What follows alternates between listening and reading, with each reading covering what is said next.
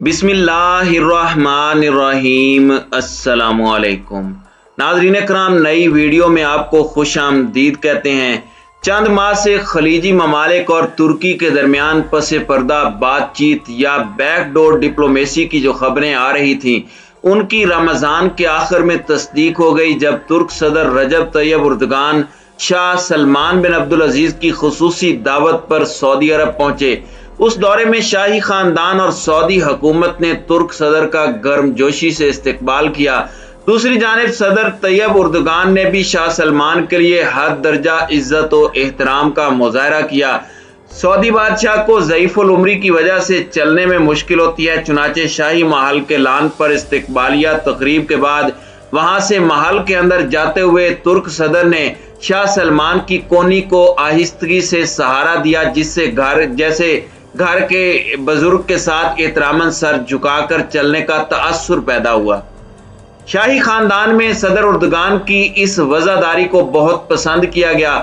سعودیوں نے ترک صدر کے لیے خانہ کعبہ اور مسجد نبوی کے دروازے کھولے، جو سعودیوں کے ہاں مہمانوں کی عزت افزائی کی علامت ہیں۔ 2.5 ماہ پہلے طیب اردگان کے دورہ متحدہ عرب امارات میں بھی میزبانوں کی طرف سے اسی قسم کی گرم جوشی نظر آئی تھی۔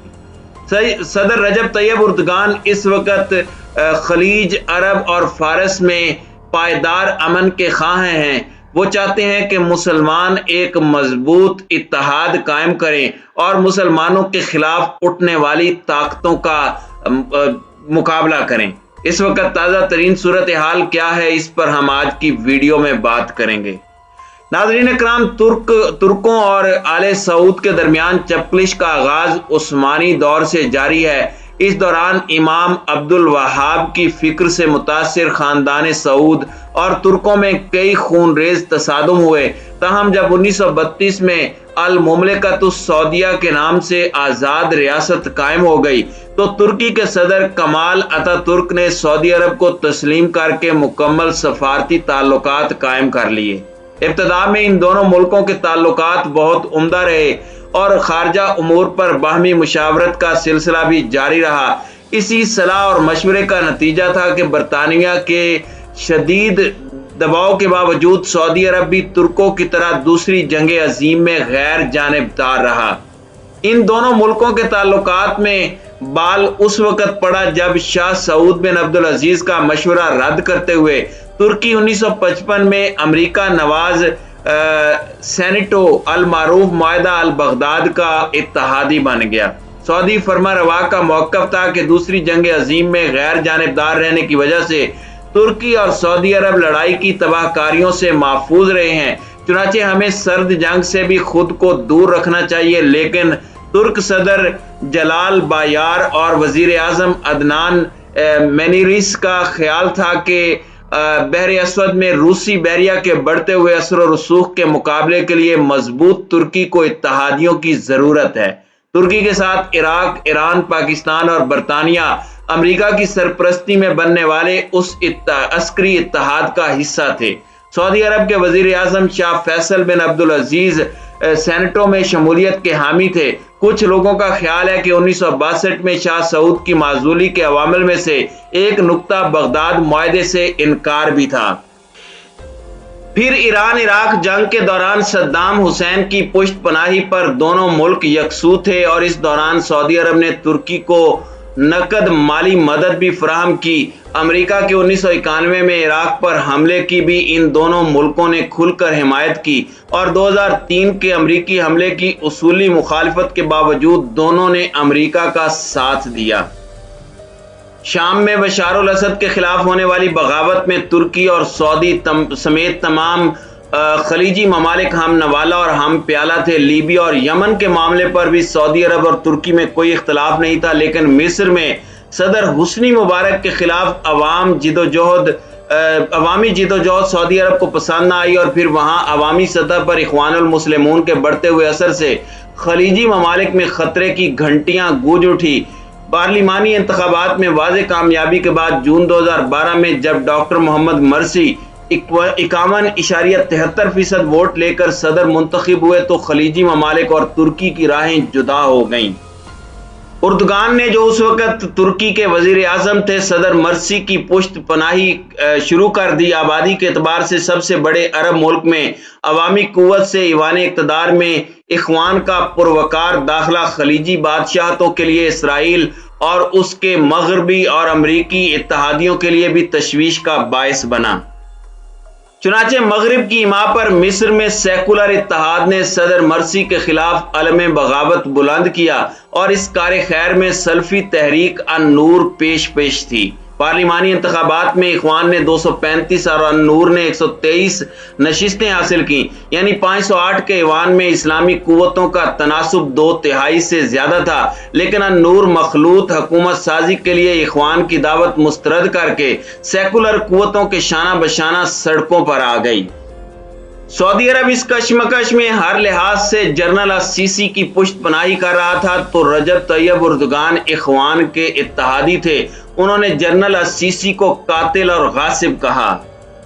اخوان کے معاملے میں ترکی کے دو ٹوک رویے نے سعودی عرب کی ناراضگی کو صدر اردگان سے نفرت میں بدل دیا اور نوبت یہاں تک آئی کہ 2014 میں سلامتی کونسل کے غیر مستقل ارکان کی نشست کے لیے ہونے والے انتخاب میں سعودی عرب نے کھل کر ترکی کے خلاف مہم چلائی اور انقرہ سلامتی کونسل میں جگہ نہ پا سکا۔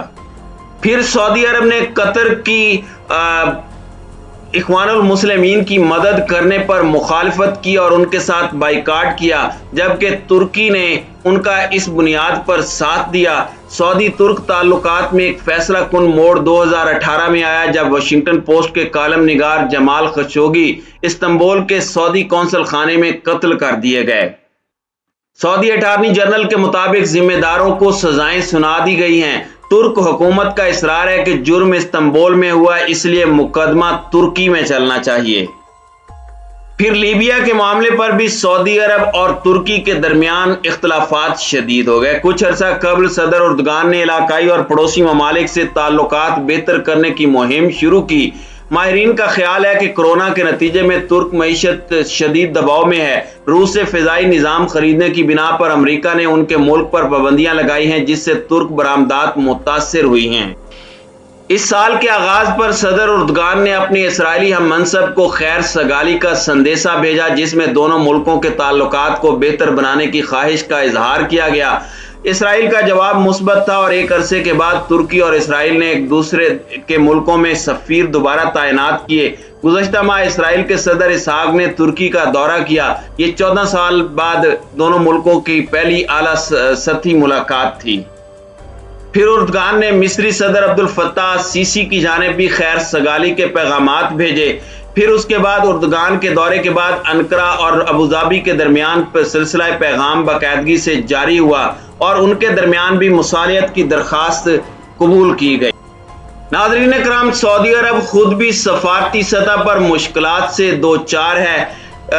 یمن جنگ سے وہ اس وقت جان چھڑانا چاہتا ہے۔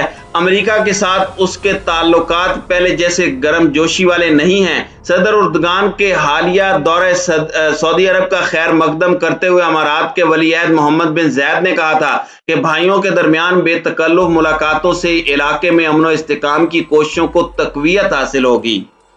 ناظرین کرام، مشرق وسطیٰ کے تنازعات جہاں پیش در پیچ اور حد درجہ گنجلک ہیں، وہیں تقریباً ہر جگہ طاقتور غیر ملکی طاقتوں کے زیر اثر بھی ہیں۔ فرقہ وارانہ رنگ نے مزید معاملے کو پیچیدہ کر دیا ہے۔ ان تنازعات کے کچھ فریق پرجوش باز تذبذب کا شکار، جبکہ ایک بڑی تعداد شکوک و شبہات اور اندیشہ ہائے دراز میں مبتلا ہے۔